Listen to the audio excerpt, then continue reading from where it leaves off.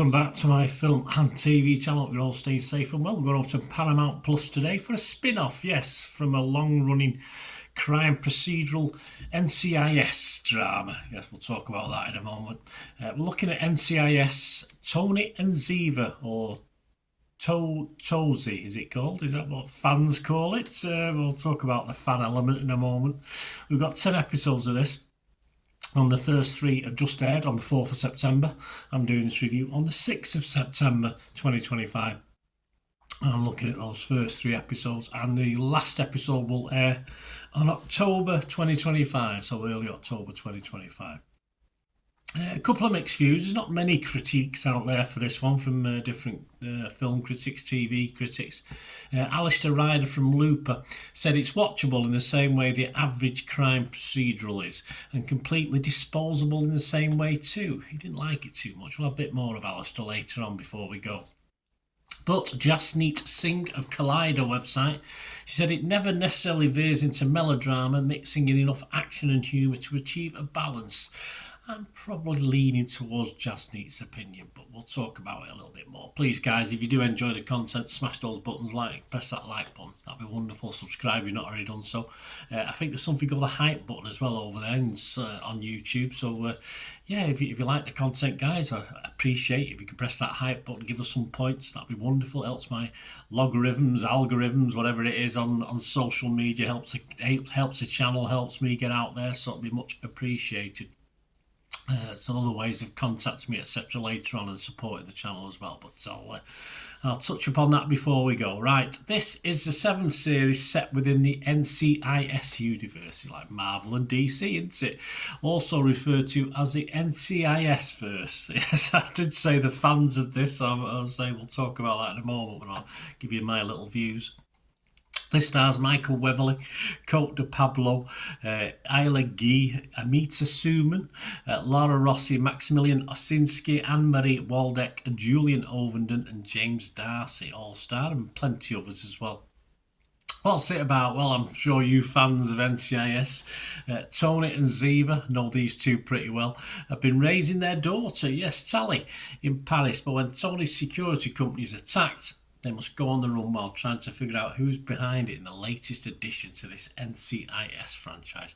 Right, my thoughts. Did you know, guys, first of all, that this is the first time, my thanks to Wikipedia for this, I have no idea, because I will tell you now, I've never watched any episodes of NCIS over the 20-odd years. It had been something that started recently over the last 3 or 4 years since COVID. I probably would have done, because I would have been looking at it and reviewing it, etc. But it's just something I never got back into back in the day. I found other things to do, so I've never picked up on it. There's no point in going to NCIS season 12 or something like that when you've not watched the previous 11 or got time. So I'm not a fan, so I'll state that now. But this is the first time, apparently, that Michael Weatherly and Cote de Pablo have appeared together since NCIS Naval Criminal Investigative Service 2003's Season 11, episode Past, Present and Future. There you go, 12 years ago. That was in 2013. So as a fan, you'll know that. As a fan, I'm not. I've never watched it. So I thought I'd give this a try. I thought, well, why not? It's a spin-off series. Hopefully I don't need to know too much about what's gone on before. Fortunately, I didn't need to know what's gone on before.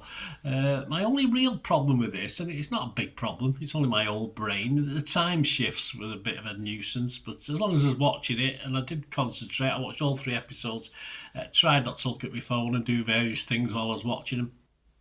And the time shifts tells you what year it is. It comes on the screen, so it's not that bad. But I do get a bit bogged down sometimes if there's too many of them, and there's quite a lot in the first 3 episodes. I'm sure it'll continue. I'm not sure they did it in the old in NCIS at all. Is this just a thing for this spin-off? I don't know. You'll have to let me know, guys. The thing I've got from this, of course, is the 2 leads have great chemistry. Well, they do have a kid together, so hopefully there is some chemistry there at some stage. Robert Lloyd from the LA Times said, what makes the show worth watching are Weatherly and De Pablo. Yep, 2 extremely attractive middle-aged people, okay, with genuine chemistry. When they intersect, it generates something authentically sweet. as real as the rest of the series is improbable. There's a reason for all that fan fiction. Yeah, I'm sure there is. Kayla Lawler from USA Today said, while the whole international espionage plot could be hacky, cheesy, and downright boring, creator John McNamara of The Magicians fame has made the series into something giddy and charming. Yeah, I would probably agree, and that's thanks in no small part to the fact that Weatherly and De Pablo can still fire up the old sparks anytime they are required. Yes. I think most agree, I would hope, or most agree that most spin-offs, whether it's the Walking Dead spin-offs with the various characters or thrillers like this, if they pick the wrong characters, they're in trouble. Obviously, I've no idea of the character pool with NCIS. I don't know how many other combinations they can get as good as this, because I've never watched it. But these two are spot on. If you're going to do a spin-off, you'd be hard pushed to think of two better leads. So if there are other combinations, let me know. But these two are excellent. I like the humour in it. There was a bit of darkness in it. Of course there is. There's a bit of darkness in it. And I like the modern side of it, October 2025, which we're not quite at yet. So I like that feel to it as well. And technological storylines, if told not scripted very well, could be quite boring, but it works for me in this. I like it. There are some good fun scenes as well, chase scenes. I'm not into car chases and stuff, but there's one certain element in this three-part thing with cars sort of moving themselves or running themselves was quite entertaining. I quite liked it, and nothing really feels out of place, even though it's a bit silly at times. And I think it's fine. I think that's fine. It's done lighter at times, even as I said, there's a dark sort of undercurrent to it as well. At the start of this, I quoted less than impressed Alistair Ryder from Lupert. He only scored it 40. His full paragraph was, in offering nothing but undemanding fan service, NCIS Tony and Ziva manages to avoid anything dramatically satisfying that justifies its own existence. I mean, I'm not a fan. I've never watched him before, but I liked it, so I can't agree with Alistair there. I think he's totally wrong. He went on to say it's watchable in the same way the average crime procedural is, and completely disposable in the same way too, as we said at the outset of this review. But I totally disagree with everything. I mean, most procedural crime stuff is disposable, but if you say to someone, "Oh, give this a watch," if you've not seen it, I mean, then that's got to be good, hasn't it?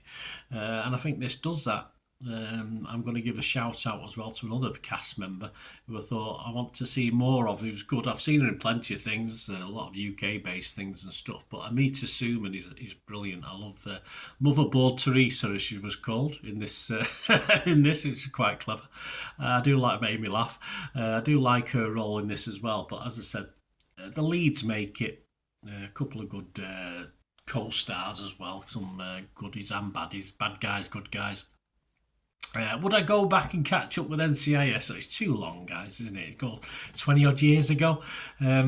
Probably not, because I don't have time. There's too much new stuff coming out that I want to watch, so I'm not going to go back. Life's too short to go back and watch NCIS, unless you can say to me, "Yeah, watch this one, Bernard," or "Watch this, at least this season," or something like that. Guys, recommend to me anything that might be worth watching if I did delve back into it. But I will continue to watch this, and that's all. Not always so when I've watched early episodes of a series, but this, I've got 4 or 5 I'm watching at the moment weekly, and this will be added to that list. So yeah, even though I've done reviews on him, I'll still carry on watching the things, which is a good sign. If I drop out and don't want to watch the rest of them, it's not a good sign, is it? But I will be watching this over the next few weeks, and hopefully for another season of this coming up, if they keep up the good work. That's all I can say. What about other scores? Well, Rotten Tomatoes, only 8 critics, 7 were fresh. 1 rotten, 88%, all good. Metacritic, 7.1 out of 10. Only 5 critics, also not a big range. 4 positive, 1 mixed, and no negatives. Rotten Tomatoes audience, Joe Public, it's all that matters really. The public, the fans are liking it, as I said, on people who've never been a fan like me. Internet Movie Database and Rotten Tomatoes. Rotten Tomatoes, 67%, so yeah, okay. And Internet Movie Database, just under 450 as I'm recording this on the 6th of September 2025. Just under 450 scores and reviews, 7.6 out of 10. And I can't see that really going below 7. I think it might average around 7.5. Personally, I'm going to give this a very, very, very watchable 7 out of 10. I enjoyed it. I'm looking forward, and that could go up if I was reviewing all 10 episodes. It might increase over time. But yeah, I'll give it a 7 out of 10. Very, very watchable. A good series for me. As I say, without watching any of the NCIS, I was quite impressed. Let us know your thoughts, guys. Let us know your scores or anything to do with film and TV. And as I said earlier on, please, if you want to contact me or just support the channel in some way, as well as pushing those buttons, just stay watching and listening. Hi again, hope you enjoyed the feature, guys. Thanks for watching. Please, if you did enjoy the content, please give us a thumbs up, and if you've not already done so, press that subscribe button. If you've not already subscribed, that'd be wonderful. It's free to subscribe, absolutely free. Also, check out my social media links if you want to follow me on TikTok, Instagram, X, Facebook. They'll all be in the description below. And my special thanks to supporters of the channel, yes, Piat6505, who have an eBay shop selling film and TV memorabilia, including posters, books, magazines. There'll be a link again in the comments section. And if you're into your football, don't forget my football stuff on Manchester City for general football fans, but mainly City fans, of course. Or if you know someone who might enjoy that, give them a kick in my direction. I'll be very, very grateful. And as ever, guys, comments on this feature is wonderful. Anything to do with film and TV is always very, very welcome. It's great to talk film and TV.